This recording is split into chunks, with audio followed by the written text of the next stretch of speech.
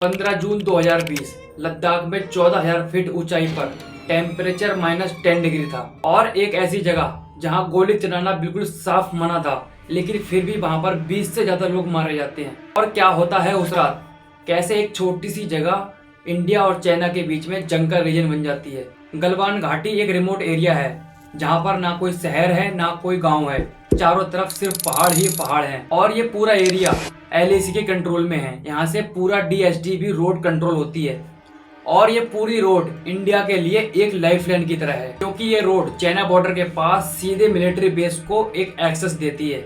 और अगर मैं सिंपल लैंग्वेज में कहूँ, जो इस गलवान को कंट्रोल करेगा वो सबसे अपर हैंड करेगा। लेकिन दोस्तों, ये सब कुछ अचानक नहीं होता है। बात 20 अप्रैल 2020 की है, जब चाइना ने जबरदस्ती अपने टेंट लगाने, रोड बनाने और ग्राउंड रियलिटी को चेंज करने शुरू कर दिए थे।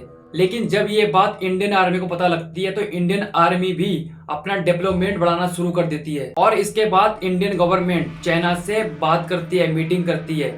लेकिन अभी भी गलवान घाटी पर टेंशन पूरी तरह से खत्म नहीं होती है, वहां पर अभी भी तनाव बना रहता है। और फिर 15 जून 2020 को एक एग्रीमेंट होता है इंडिया और चाइना के बीच में, और इस एग्रीमेंट में लिखा होता है कि दोनों साइड की आर्मी, इंडियन आर्मी और चाइना आर्मी पीछे हटेंगी, एक दूसरे में कोई बहस नहीं होगी, अपने अपने एरिया में वापस लौट जाएंगे। लेकिन जब इस एग्रीमेंट को वेरीफाई करने के लिए इंडियन आर्मी के मेजर संतोष बाबू अपनी टीम लेकर वहां पर पहुंचते हैं, गलवान घाटी में देखते हैं कि अभी तक चाइनीज आर्मी ने वहां से टेंट्स नहीं हटाए थे, वो अभी भी वहीं पर रुके हुए थे। और यहीं से इंडिया और चाइना के बीच में एक तगड़ी बहस शुरू हो जाती है। और ये छोटी सी बहस पहले एक धक्का मुक्की में बदलती है, धक्का मुक्की के बाद में एक पूरी तरह से जंग में बदल जाती है। लेकिन 1996 और 2005 के एग्रीमेंट के हिसाब से LAC पर गन यूज करना बिल्कुल सख्त मना होता है और इसीलिए दोनों साइड के सोल्जर्स ने अपने खाली हाथ, पत्थर और लोहे की रोठे यूज करने शुरू कर दिए। और जहाँ ये लड़ाई होती है वहाँ पीछे एक बहुत गहरी खाई होती है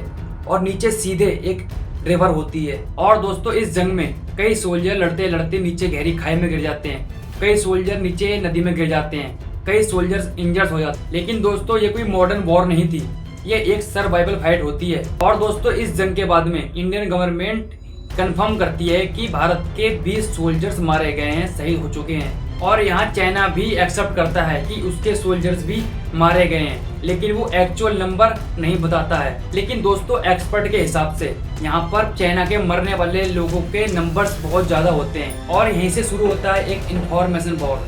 और गलवान घाटी जंग के बाद यहाँ पर इंडियन गवर्नमेंट एक स्ट्रॉन्ग स्टेप लेती है और चाइना के सब ऐपों पर बैन लगा देती है, इसमें कि टिकटॉक भी शामिल होता है। और सबसे बड़ा सवाल यह है, क्या चाइना सिर्फ इंडिया पर एक टेरिटरी दबाव बनाना चाहता था या फिर वो कुछ और ही बिल्ड करने की कोशिश कर रहा था? दोस्तों, ये थी गलवान घाटी की पूरी सच्चाई।